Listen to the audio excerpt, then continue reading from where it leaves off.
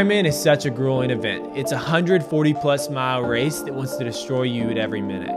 And if your training and nutrition isn't on point the entire race, then you will fail. Asking for your body to perform at such a high level for 140+ miles requires intense discipline in training, nutrition, and lifestyle over months and months.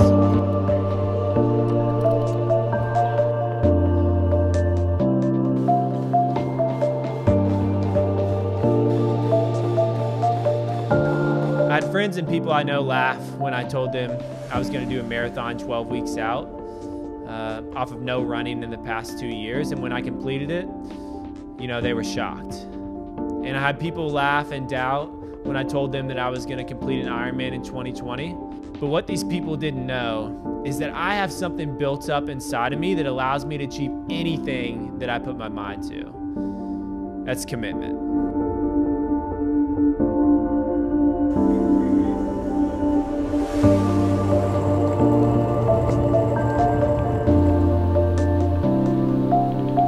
Something that I live by is commitment. Once I commit to a goal, I don't give myself an option to back out. There's no exit, no matter the circumstance. And building that trust within yourself is one of the most powerful things you can earn. It's this unwavering hunger to achieve greatness.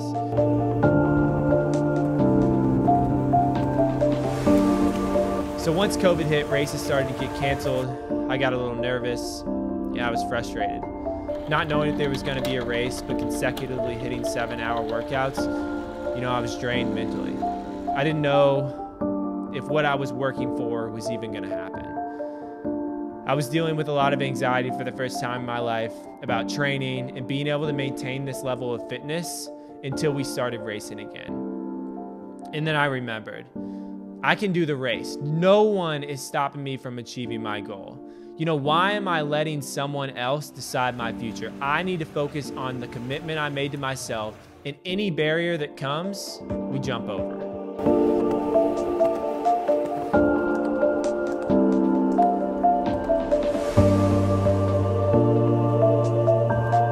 So with basically all races canceled last year, ended up creating my own Ironman course in Louisville, Kentucky. A 2.4 mile swim, 112 mile bike, and 26.2 mile run. Completed.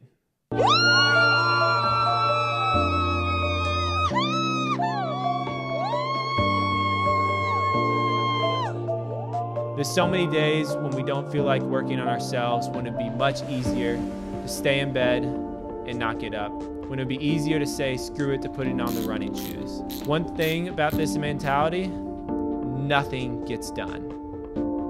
When that alarm clock goes off, and your mind says not today, there has to be something in you that overrides what you're telling yourself. For me, that was a commitment to my next challenge, Ironman.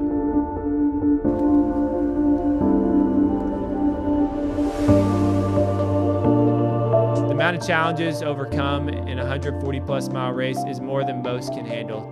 2 races canceled, 10 months of training, bike wrecks, stress fractures, I go on and on. But the way I made it through is I don't give myself that option to quit. We all have a level that we've never tapped into, and tapping into that level takes pain. You must be willing to go the distance, and you must be willing to live there. When your body starts to give, you can either quit or you can build some grit and keep pushing. Every step feels like there's no power in your legs when you take that step anyways. Then another. Then another. Head down, determined, stop at nothing. Dig your hands in the dirt, continue to keep climbing. In the darkest moments, learn to talk yourself out of that grave and keep hammering. Sub 12-hour Ironman complete, my own course, my commitment, no 0 days.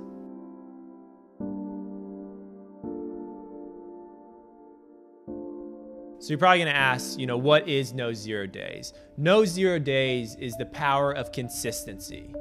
And when you have consistency, you have this little thing called momentum. And when you have momentum, it is the strongest force in the world.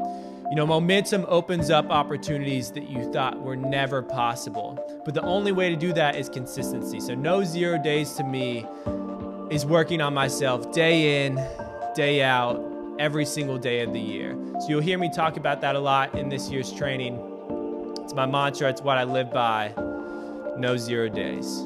So the goal for what we're putting out in this docu-series every single week, isn't to create the best production possible. The goal is to just open up people's eyes to what it takes to complete an Ironman. And not really just complete an Ironman, but really work toward a goal. You can take pieces of this that aren't Ironman related. We're just setting a goal, and we're gonna show you what the power of no 0 days and consistency does in regards to achieving something. And something that's so intense as an Ironman, and even a sub 10-hour Ironman, in our goal to getting to Kona, which is the Ironman World Championships. We're gonna document all of the process, the wins, the losses, the work day in and day out, just to show people,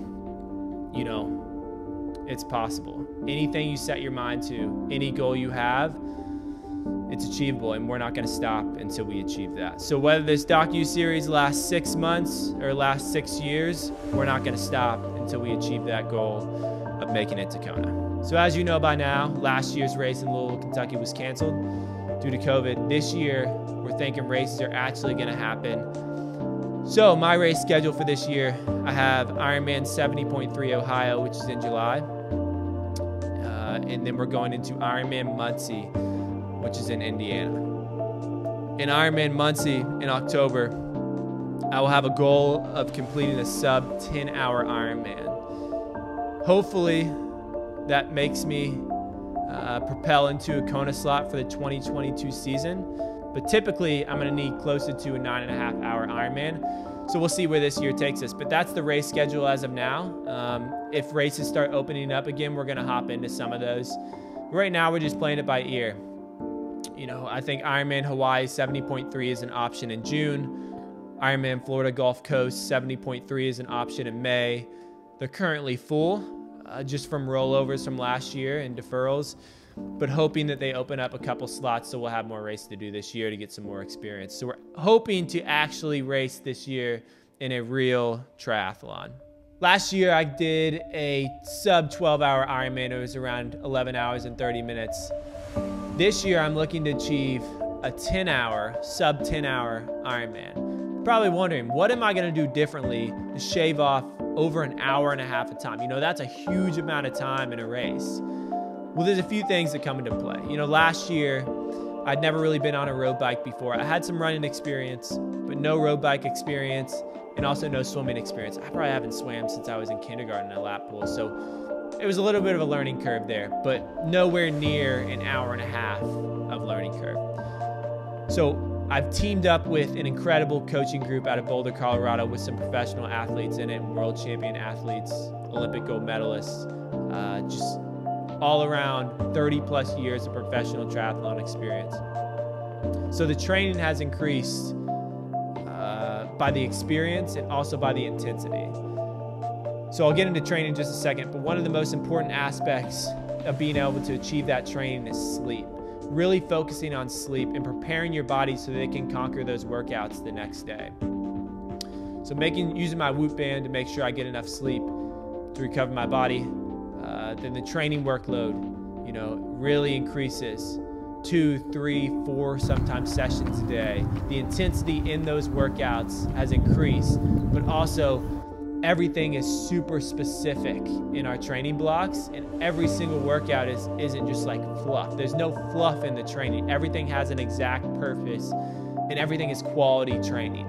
So with that quality training, intense training, you got to fuel your body. So I'm also really working hard to just fuel my body with the foods that I need. I've done blood testing. I'm working with a great health group locally to get my body optimized and tell me what foods my body will work best with when producing such a high output of, training. So trying to hit my calories every day, my nutrients every day, on a good supplement routine, getting around 400 to 4,500 calories a day right now. Then once peak training starts to bump in, we'll move into more of like 6,000 to 6,500 calories a day. It's a ton of eating. It's basically wake up, train, eat, sleep, It's just like this routine of training and eating and sleeping.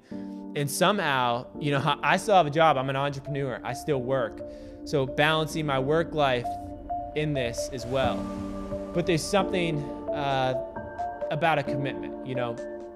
I've committed to this sub 10-hour Ironman. So that's my number one focus. Work is going to come second here. You know, I'm still going to make sure I get the work done. I'll find the time, and that's something you have to do with Ironman is you got to find the time to get these workouts in. But man, I've got a goal, and I'm going to do anything I possibly can to achieve that goal. And when that goal is complete, I'll move into another goal. But maybe that other goal is going to be in a different aspect in life. You know, right now I'm focusing on fitness, and I'm going to achieve this Ironman goal. But maybe the next goal is, you know, maybe I want to build something with my wife, or maybe I want to build a new business. You know, you got to balance your goals. So if I just do fitness 24/7, that's all I focus on as my training career, there's some things that aren't going to be level in my life. But sometimes when you achieve a goal, you got to focus on just one thing and get the people around you to hold you accountable to that one thing. And then when you achieve that goal, then you can move into the other buckets and start filling those to balance it out. And that's how you create a great, well-rounded human being. So this year's goals, sub 10-hour Ironman. I want to make it to Kona. And we're working with an incredible training team. I'm working on myself with my nutrition and my sleep and able to achieve these workouts. And I'm really confident we're going to do it. I think 2021 is the year.